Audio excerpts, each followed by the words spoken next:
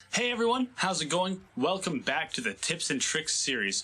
I know it's been quite a long while since I did this last, and to quickly follow up on my previous video, which was on how to prevent burnout, sometimes it takes a while to get back into things, and it's been a really hectic few months since the last few videos, and it's time to finally jump into this. So without further ado, here we go.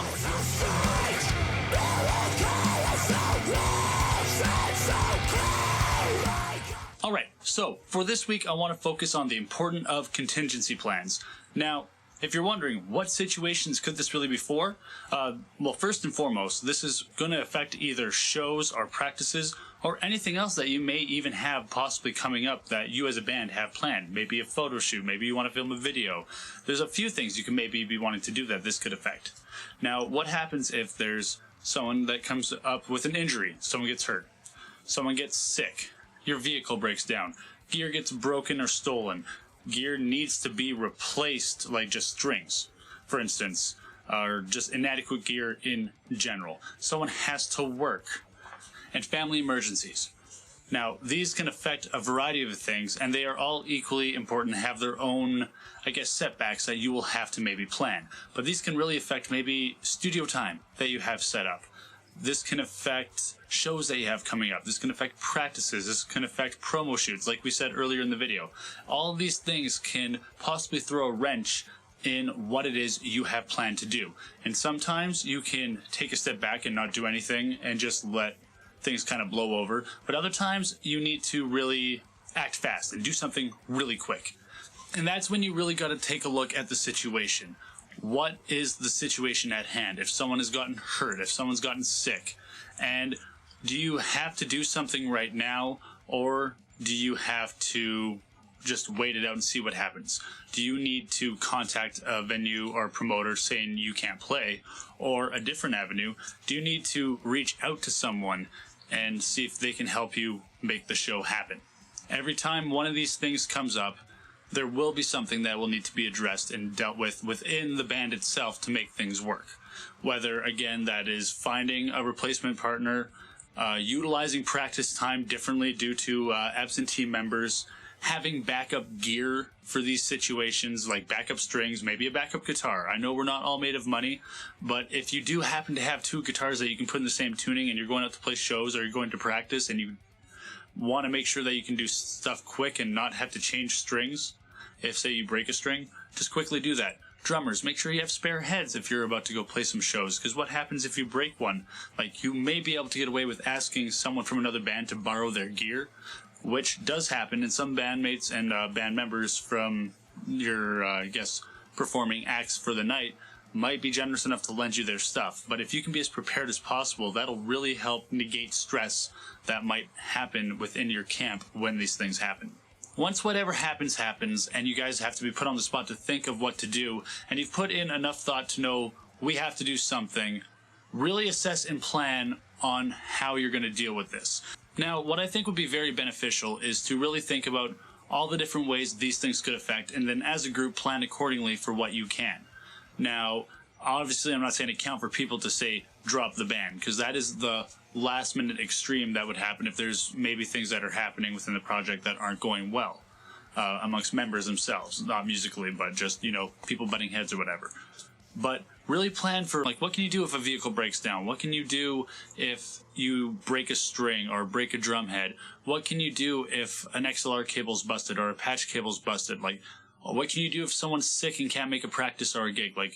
Really think about all the things that you can do.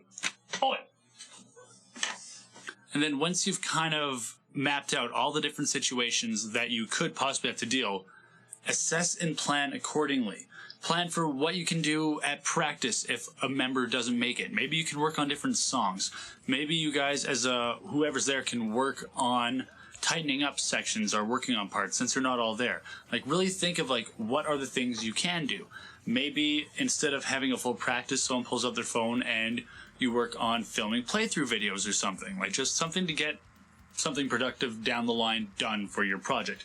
There's always ways to utilize time. Another thing you can do is maybe look at who could possible fill-ins be for your project in a situation where you need someone to help last minute. If you're able to get everything together and plan accordingly. And this is something I'm going to touch on a lot later on. If you can say provide a few friends that you know within the scene tabs for your music, and that's tabbed out either for bass guitar, or you can even do drums. It's really simple to do that. Or drum up versions of your music, or instrumental versions of your music, and just find people that would be willing to help you in a pinch if you needed it. That'll make it easier for them to learn stuff, and also easier for you to utilize your time if they have to come in to maybe prepare for a show if someone got hurt and can't play. If people are sick, of course you can work on music like we've stated, but think of ways where you can work on your project together with or without certain members to make sure that if someone can't be there, the needle can still move forward for you guys. For shows, again, that backup player is very handy. Backup gear is very handy, like strings, sticks, a drum head, like anything that you think you can do and deal with very quickly. A spare guitar, if you can, also will help tremendously. If you break a string, it's a lot easier to pull out another guitar than it is to pull out another pack of strings and quickly restring it. Not saying that people can't restring their guitars quick, because you can, but it's quicker to just pull out another instrument and go versus restringing a guitar. But also make sure you have spare strings, because you never know what happens. And if something does happen, also talk to the bands around you that you're playing with. Maybe there's an arrangement you guys can make that'll make things really easy. Maybe someone does happen to have a guitar you can use last minute if something happens. It's just make sure you have a good relationship with these bands, because some bands will be very willing to help you out, and some bands will be very protective of their gear. And both are completely understanding, because if someone's willing to lend you their instrument, play it and be respectful of it and make sure you don't damage it. But if someone doesn't want you to play the thing and they can't help you out, they're not assholes. They're just trying to make sure that the thing that they spent money on and have a lot of passion towards doesn't get damaged. That is also understandable. But try to plan for these situations. And the whole spare band members also helps in the case of tour.